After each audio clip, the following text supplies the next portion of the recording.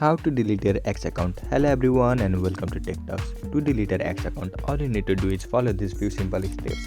So first thing first, subscribe to us and then open your X app. Now make sure you are logged into right account. Now on top left hand side of your screen, you will find their profile icon, so tap on it. Now on bottom of your screen, you will find this option settings and support, so tap on it. Again tap on settings and privacy. And then you will see this kind of page. So here tap on your account located on top of your screen. Now on bottom of your screen you will find this option deactivate account, so tap on it. Now simply scroll down all the way to bottom and then tap on deactivate located on bottom of your screen. Now it will ask you for your X account password to verify, so simply enter your password and then tap on deactivate.